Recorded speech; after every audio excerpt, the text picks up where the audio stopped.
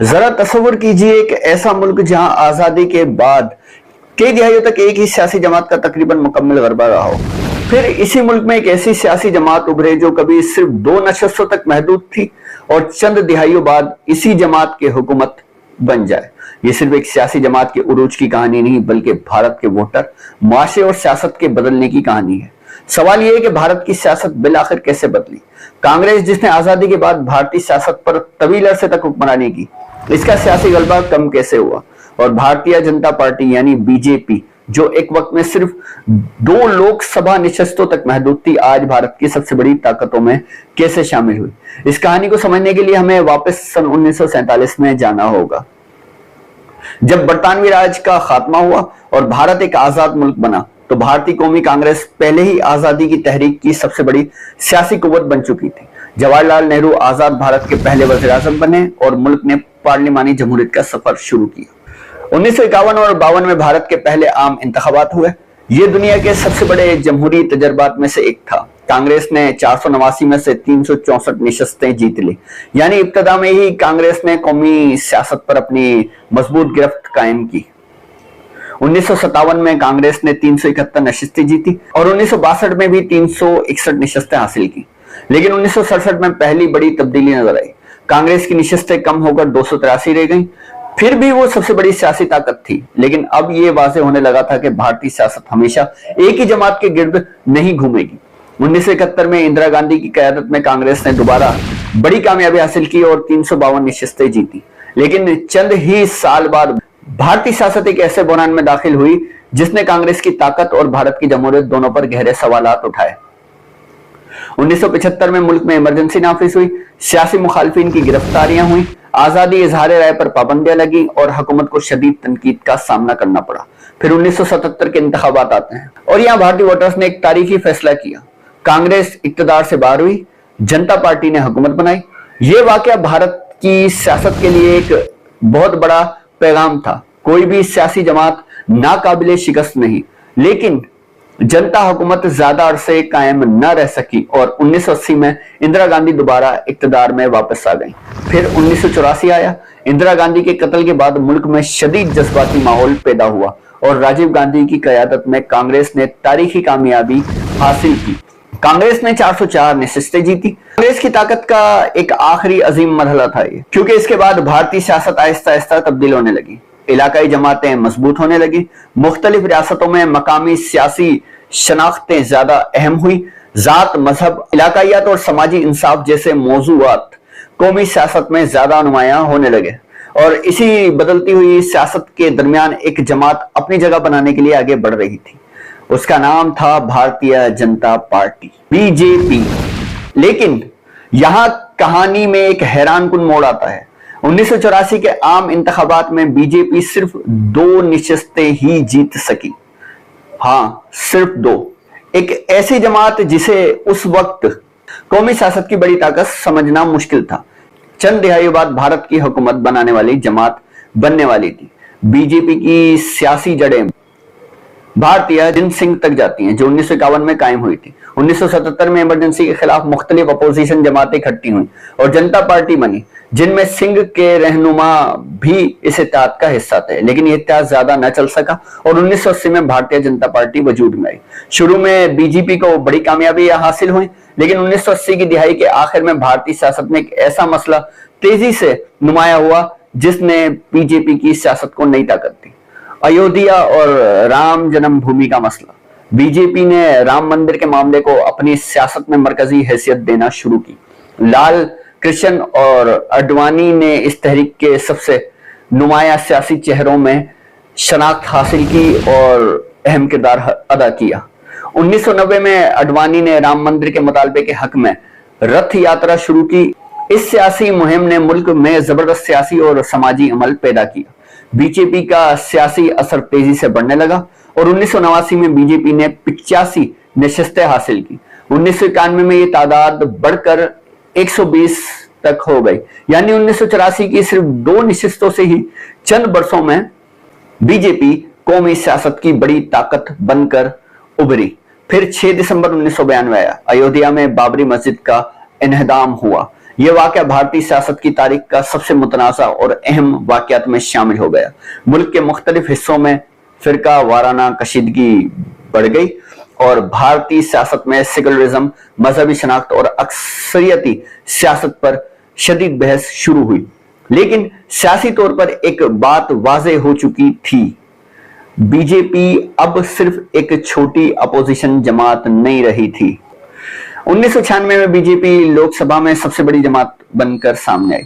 اس نے 161 نشستیں حاصل کی۔ اٹل بہاری واجپئی وزیر اعظم بنے، لیکن ان کی پہلی حکومت صرف 13 دن ہی چل سکی، کیونکہ سب سے بڑی جماعت بننا اور مکمل حکومت چلانے کے لیے مطلوبہ حمایت حاصل کرنا دو مختلف چیزیں ہیں۔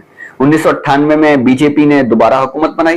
1999 میں بی جے پی کی قیادت میں نیشنل ڈیموکریٹک الائنس یعنی این ڈی اے نے کامیابی حاصل کی اور اٹل بہاری واجپئی کی حکومت نے اپنی 5 سالہ مدت مکمل کی۔ اب بی جے پی نے ایک اہم چیز ثابت کر دی تھی، صرف احتجاج یا اپوزیشن کی جماعت یہ نہیں رہی تھی، قومی سطح پر حکومت بھی چلا سکتی تھی۔ لیکن بھارتی سیاست ایک بار پھر پلٹی۔ 2004 میں بی جے پی کی قیادت میں این ڈی اے کو شکست ہوئی اور کانگریس کی قیادت میں یو پی اے حکومت میں آ گئی۔ ڈاکٹر منموہن سنگھ وزیر اعظم بنے۔ 2009 میں بھی کانگریس کی قیادت میں یو پی اے نے حکومت بنائی اور کانگریس نے 206 نشستیں حاصل کی۔ لیکن دوسری مدت میں حکومت کو کئی بڑے سیاسی چیلنجز کا سامنا کرنا پڑا۔ بدعنوانی کے بڑے الزامات، مہنگائی، پالیسی پر جمود اور حکومتی کارکردگی پر سوالات نے عوامی بحث کو تبدیل کر دیا۔ پھر انا ہزارے کی قیادت میں بدعنوانی کے خلاف تحریک نے سیاسی ماحول کو مزید گرم کر دیا۔ عام شہری کے ذہن میں ایک سوال پیدا ہونے لگا، دہلی کی روایتی سیاست واقعی تبدیل ہونے والی ہے؟ اور اسی ماحول میں گجرات سے ایک سیاسی شخصیت قومی سطح پر تیزی سے ابھر رہی تھی اور وہ تھے نریندر مودی۔ مودی 2001 سے گجرات کے وزیر اعلیٰ تھے۔ ان کی حکومت نے ترقی، انفراسٹرکچر، کاروباری ماحول اور فیصلہ کن قیادت کو اپنی سیاسی شناخت کا حصہ بنایا۔ لیکن ان کے سیاسی ماضی میں 2002 کے گجرات فسادات بھی ایک انتہائی متنازع باب رہے ہیں، جن پر آج تک سیاسی اور عوامی بحث جاری ہے۔ 2013 میں بی جے پی نے نریندر مودی کو 2014 کے عام انتخابات کے لیے وزیر اعظم کے امیدوار کے طور پر سامنے لایا۔ اب مقابلہ صرف دو سیاسی جماعتوں کا نہیں رہا تھا، دو مختلف سیاسی بیانیوں کا مقابلہ بن رہا تھا۔ کانگریس اپنے تاریخی کردار، تجربے اور سیکولر سیاست کو تپش کر رہی تھی۔ بی جے پی مضبوط قیادت، ترقی، قومی سلامتی اور قوم پرستی کو نمایاں کر رہی تھی۔ پھر آیا 2014 کا الیکشن اور بھارتی سیاست کا نقشہ بدل گیا۔ بی جے پی نے 282 نشستیں حاصل کی۔ 1984 کے بعد پہلی مرتبہ کسی جماعت نے اپنے بلبوتے پر لوک سبھا میں واضح اکثریت حاصل کی اور کانگریس صرف 44 نشستوں تک محدود رہی۔ ایک ایسی جماعت جو کبھی 404 نشستیں جیت چکی تھی، اب اپنی تاریخ کے بدترین انتخابی نتائج میں سے ایک کا سامنا کر رہی تھی۔ نریندر مودی وزیر اعظم بن گئے۔ اب اصل امتحان شروع ہوا۔ مودی حکومت نے جن دھن یوجنا، سوچ Bharat mission, make in India, digital India اور انفراسٹرکچر جیسے منصوبوں کو نمایاں کیا، لیکن حکومت کے بڑے اور متنازع فیصلے بھی سامنے آئے۔ 2016 میں نوٹ بندی کی گئی۔ حکومت کا موقف تھا کہ اس کا مقصد کالے دھن، جعلی کرنسی اور غیر قانونی مالی سرگرمیوں کے خلاف کارروائی کرنا ہے، لیکن اس فیصلے نے عام شہریوں، چھوٹے کاروبار اور غیر رسمی معیشت کے لیے شدید مشکلات پیدا کی اور اس پر سخت سیاسی اور معاشی بحث ہوئی۔ 2017 میں جی ایس ٹی نافذ کیا گیا، جس کا مقصد مختلف بالواسطہ ٹیکسوں کو ایک متحد نظام میں لانا تھا۔ ابتدائی مشکلات کے باوجود حکومت نے اپنی اصلاحات اور ترقی کے بیانیے کو جاری رکھا، لیکن بی جے پی کی سیاست صرف معیشت تک محدود نہیں تھی۔ قوم پرستی، قومی سلامتی اور مذہبی شناخت بھی اس کے لیے سیاسی بیانیے کا حصہ بن چکے تھے۔ پھر 2019 آیا، پلوامہ حملے اور اس کے بعد بھارت اور پاکستان کے درمیان پیدا ہونے والی کشیدگی نے انتخابی ماحول میں قومی سلامتی کو انتہائی اہم موضوع بنا دیا۔ بی جے پی نے ایک مرتبہ پھر مضبوط قیادت اور قومی سلامتی کو اپنی انتخابی مہم میں نمایاں کیا۔ نتیجہ، بی جے پی نے 303 نشستیں حاصل کی، 2014 سے بھی زیادہ۔ کانگریس صرف 52 نشستوں تک پہنچ سکی۔ اب بی جے پی کا سیاسی غلبہ مزید مضبوط دکھائی دینے لگا، لیکن سیاست میں کوئی نتیجہ ہمیشہ کے لیے نہیں ہوتا۔ 2024 میں ایک مرتبہ پھر بھارت نے سب کو حیران کر دیا۔ بھارتی عوام نے وہ کیا جس کی امید بی جے پی نے نہیں کی تھی۔ बीजेपी ने 240 नशिस्तें हासिल की। ये तादाद 272 की अक्सरियत से कम थी, यानी बीजेपी ने अपने बलबूते पर हुकूमत बनाने की पोजीशन हासिल नहीं की थी। लेकिन एनडीए के इत्तेहादियों की हिमायत हासिल थी इस पार्टी को। नरेंद्र मोदी तीसरी मर्तबा भारत के वज़ीर-ए-आज़म बन गए और यहाँ एक अहम तब्दीली सामने आई। 2014 और 2019 में बीजेपी के पास वाज़ेह अक्सरियत थी। 2024 में इत्तेहादी जमातों की अहमियत बहुत बढ़ गई। दूसरी तरफ कांग्रेस ने 99 नशिस्तें हासिल की। 2014 की 44 नशिस्तों और 2019 की 52 नशिस्तों के मुकाबले में ये वाज़ेह इजाफा था। राहुल गांधी भी अपोजिशन सियासत के अहम चेहरे के तौर पर ज्यादा नुमायां हो गए। अब सवाल ये पैदा होता है कि क्या कांग्रेस वापस आ रही है? इसका जवाब अभी इतना आसान नहीं है, क्योंकि सिर्फ लोकसभा में नशिस्तें बढ़ जाना इक्तदार में वापसी की जमानत नहीं होता। कांग्रेस को रियासती सतह पर अपनी तंजीम को मजबूत करना होगा, नए वोटर्स तक पहुंचना होगा और यह साबित करना होगा कि वो बीजेपी के मुकाबले में एक वाज़ेह, काबिल अमल और मकबूल मुतबादिल के तौर पर सामने आ सकती है। दूसरी तरफ बीजेपी के सामने भी सवालात बड़े हैं। रोजगार, महंगाई, किसान, नौजवानों के मौके, माशी अदम मसावत, तालीम और समाजी हम आहंगी।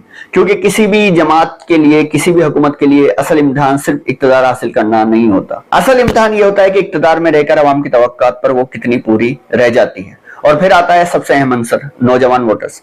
भारत की सियासत की अगली बड़ी जंग शायद इन नौजवान के दरमियान होगी, जो सोशल मीडिया पर, यूट्यूब और डिजिटल दुनिया में सियासी मालूमात हासिल करते हैं।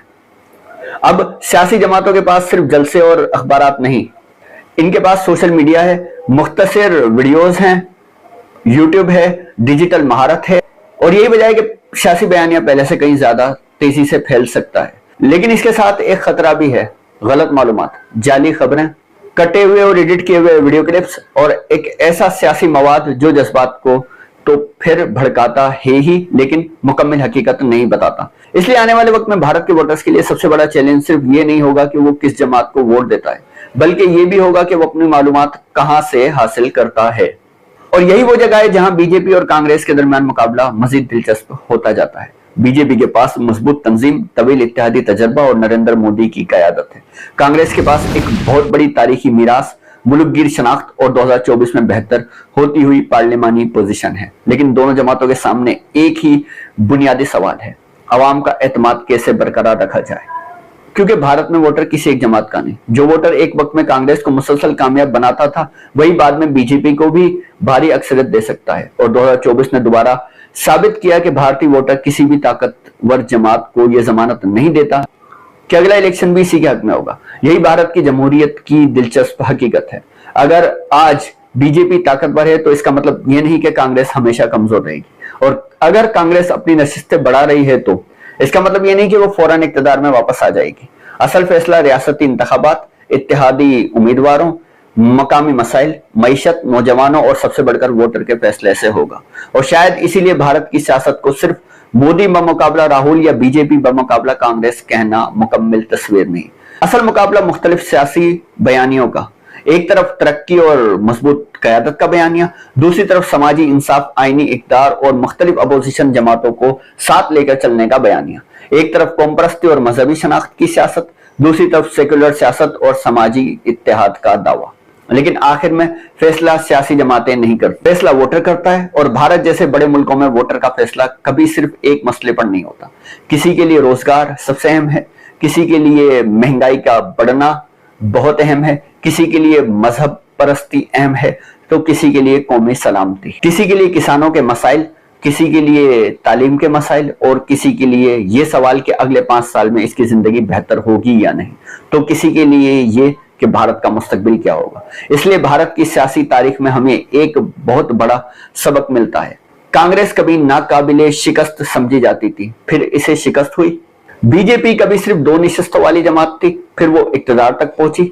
2014 में बीजेपी ने सियासी नक्शा ही बदल दिया, 2019 में अपनी ताकत मजीद बढ़ाई और 2024 में एक मरतबा फिर दिखाया कि भारतीय वोटर सियासी ताकत का तवाजुन तब्दील करने की सलाहियत रखते हैं। तो अब सवाल ये नहीं कि बीजेपी हमेशा जीतेगी या कांग्रेस हमेशा हारेगी, या आगे कांग्रेस आएगी या बीजेपी।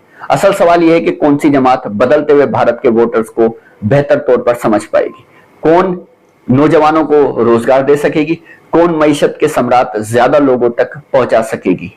कौन सियासी इख्तलाफात के बावजूद समाजी इत्तेहाद को बरकरार रख सकेगी और कौन ऐसा बयानिया पेश करेगी जिस पर अगली नस्ल एतमाद करेगी। क्योंकि भारत की सियासत की सबसे बड़ी हकीकत यही है, आज का ताकतवर कल का कमजोर हो सकता है और आज का कमजोर कल की सबसे बड़ी सियासी ताकत बन सकता है। कांग्रेस ने भी यही देखा है और बीजेपी ने भी यही देखा है और भारतीय वोटर आने वाले वक्तों में दुनिया को यह दिखाएगा कि जमहूरियत में आखिरी ताकत किसी सियासी जमात के पास नहीं होती, आखिरी ताकत अवाम के पास होती है और यही दुनिया की सबसे बड़ी जमहूरियत भारत को बनाता है। ये थी बीजेपी और कांग्रेस के दरमियान भारत की बदलती हुई सियासत की कहानी, एक ऐसी कहानी जो 1947 से शुरू हुई, 1984 में एक जमात की तारीखी ताकत और दूसरी की सिर्फ 2 नशिस्तों तक पहुंचने वाली ताकत बनी। 1984 में एक जमात की तारीखी ताकत और दूसरी की सिर्फ 2 नशिस्तों तक पहुंची। 2014 में पूरा सियासी नक्शा बदल गया। 2019 में ताकत मजीद मजबूत हुई। 2024 में दोबारा बता दिया कि भारतीय सियासत में कुछ भी हमेशा के लिए तय नहीं होता। अब सवाल आपसे है, आपके ख्याल में भारत की सियासत का अगला बड़ा मोड़ क्या होगा? क्या बीजेपी अपना गलबा बरकरार रखेगी या क्या कांग्रेस वाकई अपनी वापसी करेगी या इलाकाई जमातें एक बार फिर दिल्ली की सियासत का रुख तय करेंगी? अपनी राय जरूर बताना, क्योंकि भारत की सियासत की कहानी अभी खत्म नहीं हुई है। असल सवाल ये है, अगला बाब कौन लिखेगा? आई होप कि दोस्तों मेरी वीडियो आपको पसंद आई होगी। वीडियो को लाइक और शेयर कर दीजिएगा। अगली वीडियो में इसी तरह की किसी मालूमात के साथ हाजिर होंगे, तब तक के लिए अल्लाह हाफिज।